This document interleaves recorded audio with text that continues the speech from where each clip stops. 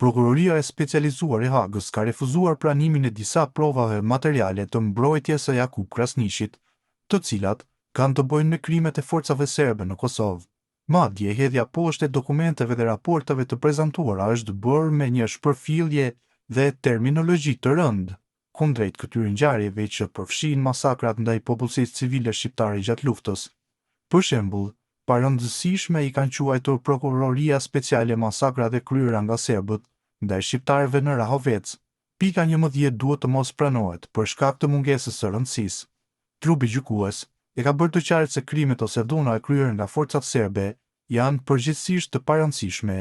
Pika 11 është dokumentari BBC-s, tërësisht mbi krimet serbe të kryera kundër shqiptarëve të Kosovës në zonën e Rahovecit në vitin 1998. Videoja përmban pamje grafike të viktimave të këtyre krimeve dhe asnjë informacion që mund të jetë i rëndësishëm për ndonjë aspekt të çështjes, me përjashtim të një pjese të shkurtër ndaj së cilës ZPS-ja nuk kundërshton, tha prokurori. Njëjtë u veprua edhe për një rast të vrasjes së një shqiptari në mars të vitit 1999. Pika 16 është një raport mbi vrasjen e një shqiptari të Kosovës nga autor të dyshuar serb.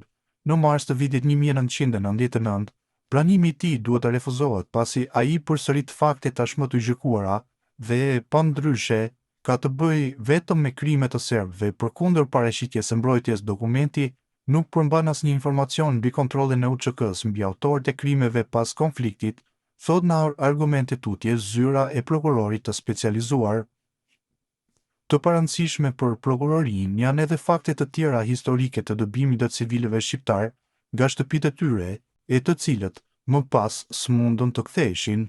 Pranimi i pikës 19 e redaktuar duhet të refuzohet për mungesë të rëndësisë, fakt që civilët shqiptarë të Kosovës nuk mund të ktheheshin në shtëpitë e tyre në ose rreth Rahovecit. Në korrik të vitit 1999 nuk është i rëndësishëm për asnjë akuzë apo fakt material dhe as mbrojtja nuk ka argument se është. Përkundër paraqitjes së mbrojtjes, informacione në dokument nuk ka asnjë lidhje të dukshme me politikën e UÇK-s apo me ndonjë krim për të cilin është ngritur akt akuza, tha tutje zyra e prokurorit të specializuar. ZPS-ja kishte vepruar ndryshe me materialet e ardhura nga Serbia.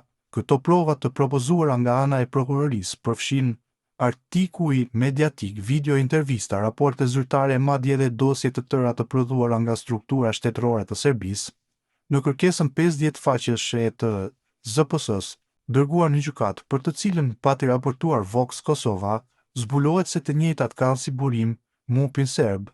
Shërbimin e sigurimit shtetëror të njohur si BIA, të ashtu quajtur Zyrë për Kosovën në qeverinë e Serbisë, arkivat shtetërore të ushtrisë së policisë serbe si dhe gjykata ushtarake jugoslave, të cilat aso kohë kontrolloheshin nga regjimi gjenocidial i Miloševićit, që prej nisjes së çështjes së mbrojtjes kanë dëshmuar 4 dëshmitar të Hashim Thaçit, James Rubin, Paul Williams, John Duncan dhe së fundmi Jack Covey. Në speciale pritet paraqitet edhe dëshmitar të thirrur nga Jakub Krasniqi.